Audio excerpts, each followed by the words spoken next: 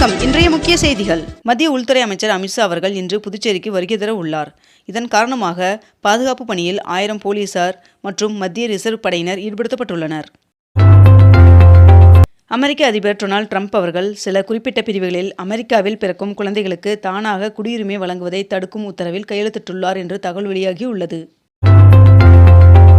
சூரியனின் மேற்பரப்பை இதுவரை இல்லாத அளவிற்கு மிக தெளிவாக காட்டும் புதிய படங்கள் வெளியிடப்பட்டுள்ளது. முதல்வரும் நடிகருமான விஜய் அவர்களிடம் இருந்து விவாகரத்து கோரி தொடரப்பட்ட வழக்கை அவரது மனைவி சங்கீதா அவர்கள் வாபஸ் பெற்றார். புதுச்சேரியில் திடக்கழிவு மேலாண்மை புகார்களை உடனுக்குடன் தீர்க்க உள்ளாட்சித்துறை புதிய வாட்ஸ்அப் குறைதீர்ப்பு சேவையை அறிமுகப்படுத்தியுள்ளது. ரஷ்யாவில் தங்கத்தை விட மதிப்புமிக்க அரிய கனிமம் கண்டுபிடிக்கப்பட்டுள்ளது. 2026ஆம் ஆண்டின் ஜூலை மாதத்தில் இந்தியாவில் இதுவரை இல்லாத அளவிற்கு அதிகமான மின்சார வாகனங்கள் விற்பனை செய்யப்பட்டுள்ளதாக தகவல் வெளியாகியுள்ளது. புதுச்சேரியில் நீட் அடிப்படையிலான MBBS, PDS உள்ளிட்ட மருத்துவ படிப்பிற்கு விண்ணப்பிப்பதற்கான காலக்கெடு நீட்டிக்கப்பட்டுள்ளது. தமிழ்நாடு சிறுபான்மையினர் ஆணைய தலைவராக பெலிக்ஸ் ஜெரால்ட் அவர்கள் நியமனம் செய்யப்பட்டுள்ளார். கடனில் வாங்கிய செல்போன், லேப்டாப் போன்ற சாதனங்களை முடக்குவது குறித்து RBI புதிய விதிகளை வெளியிட்டுள்ளது. சென்னை உயர்நீதிமன்றத்திற்கு 15 புதிய நீதிபதிகள் நியமனம் செய்ய உத்தரவு பிறப்பிக்கப்பட்டுள்ளது. வறட்சி பாதிப்பு, குடிநீர் பற்றாக்குறையை சமாளிக்க 288 கோடி ரூபாய் நிதி ஒதுக்கி தமிழ்நாடு அரசு அரசாணை வெளியிட்டுள்ளது. பிரதமர் நரேந்திர மோடி அவர்களுடன் நிதிஷ்குமார் அவர்கள் சந்தித்து பேசினார். நாகப்பட்டினம் மாவட்டம் சிக்கல் சிங்காரவேலர் சுவாமி கோவிலில் ஆடி கிருத்தியை முன்னிட்டு 5000 லிட்டர் பாலை கொண்டு சுவாமிக்கு மகா அபிஷேகம் செய்யப்பட்டது. காவிரி உரிமையை விட்டுக் கொடுக்க மாட்டோம் என்றும் மேகதாது அணை விவகாரத்தை சட்டப்படி அணுகுவதில் அரசு உறுதியாக உள்ளது என்றும் முதலமைச்சர் விஜய் அவர்கள் சட்டமன்றத்தில் தெரிவித்துள்ளார். TCS, இன்ஃபோசிஸ் போன்ற முன்னணி IT நிறுவனங்கள் மீண்டும் வளாக தேர்வுகள் மூலம் ஆட்களை தேர்வு செய்ய தொடங்கியுள்ளன. 22 கேரட் ஆபண தங்கத்தின் விலை சவரனுக்கு 1200 ரூபாய் அதிகரித்து 1 சவரன் 1,11,200 ரூபாயாகவும் 1 கிராம் 13,900 ரூபாய்க்கும் விற்பனை செய்யப்பட்டு வருகிறது. இதனைத் தொடர்ந்து 1 கிராம் வெள்ளியின் விலை 250 ரூபாய்க்கு விற்பனை செய்யப்பட்டு வருகிறது. ஒன்றிய உள்துறை அமைச்சர் அமித்ஷா அவர்களின் வருகையை முன்னிட்டு புதுச்சேரியில் ட்ரோன்கள் பறக்க தடை விதிக்கப்பட்டுள்ளது. கேரளாவில் பட்டப்படிப்பில் சேர இனி 12ஆம் வகுப்பு தேர்ச்சி கட்டாயம் இல்லை என்றும் இந்த நடைமுறை 2027-28ஆம் கல்வியாண்டு முதல் அமலுக்கு வருவதாகவும் தெரிவிக்கப்பட்டுள்ளது. வங்கக்கடலில் குறைந்த காற்றழுத்த தாழ்வு பகுதி உருவாக வாய்ப்புள்ளதாக வானிலை மையம் தகவல் தெரிவித்துள்ளது. UPI பரிவர்த்தனைகளுக்கு வங்கிகள் கட்டணம் வசூலிக்க அரசு ஒப்புதல் தரும் சட்ட திருத்த மசோதா மக்களவையில் நிறைவேறியது. மாநிலங்களுக்கு நியாயமான நிதி பகிர்வு கோரி சட்டமன்றத்தில் கொண்டுவரப்பட்ட தீர்மானம் நிறைவேற்றப்பட்டது.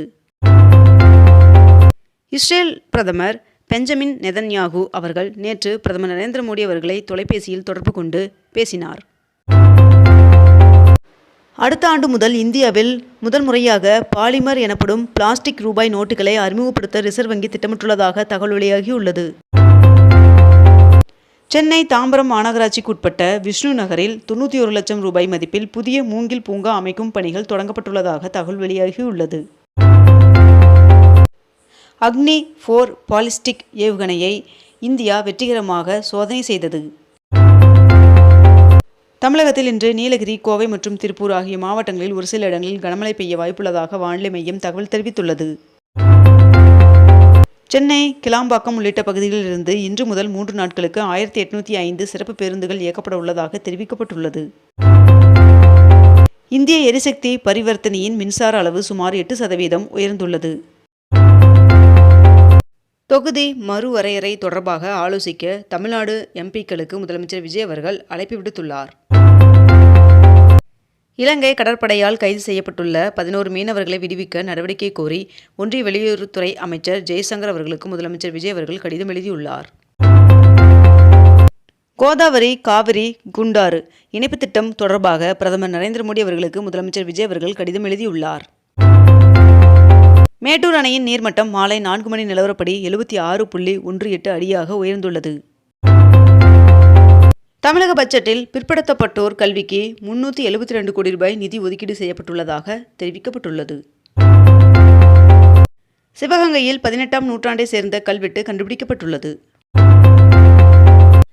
தவேக அரசின் முதல் வேளாண் நிதிநிலை அறிக்கையை அமைச்சர் வினோத் அவர்கள் சட்டப்பேரவையில் தாக்கல் செய்தார். 22 கோடியில் 57,000 மெட்ரிக் டன் வெங்காய சேமிப்பு கிடங்குகள் அமைக்கப்பட உள்ளதாக தெரிவிக்கப்பட்டுள்ளது. பிரதமரின் பயிர் காப்பீட்டு திட்டத்திற்கு மாநில அரசின் பங்காக 648 கோடி ரூபாய் நிதி ஒதுக்கீடு செய்யப்பட்டுள்ளதாக தெரிவிக்கப்பட்டுள்ளது. விவசாயிகளுக்கான இலவச மின்சாரத்திற்காக 7,432 கோடி ரூபாய் ஒதுக்கீடு செய்யப்பட்டுள்ளதாக வேளாண் பட்ஜெட்டில் அறிவிக்கப்பட்டுள்ளது.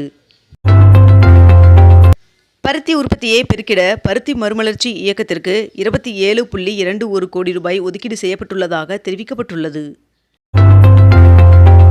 தமிழகத்தில் வேளாண் காடுகள் திட்டத்தை செயல்படுத்த 17 கோடி ரூபாய் ஒதுக்கீடு செய்யப்பட்டுள்ளதாக வேளாண் பட்ஜெட்டில் அறிவிக்கப்பட்டுள்ளது. வெற்றி இல்லத்தரசி வீட்டு தோட்டத்திற்கு 10 கோடி ரூபாய் ஒதுக்கீடு செய்யப்பட்டுள்ளதாக அறிவிக்கப்பட்டுள்ளது. மத்திய அமைச்சரவை செயலாளர் டி.வி.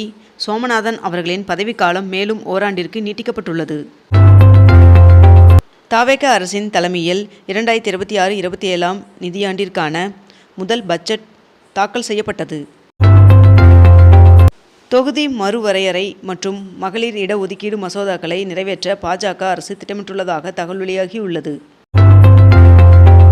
மத்திய அரசு நீட் யூஜி தேர்வை கணினி வழியில் நடத்துவது குறித்து பரிசீலித்து வருவதாக உச்சநீதிமன்றத்தில் தெரிவிக்கப்பட்டுள்ளது. டிஜிட்டல் வங்கி பதிவுகளை சட்டப்பூர்வ ஆதாரமாக அங்கீகரிக்கும் மசோதாவை மக்களவையில் நிறைவேற்றப்பட்டது.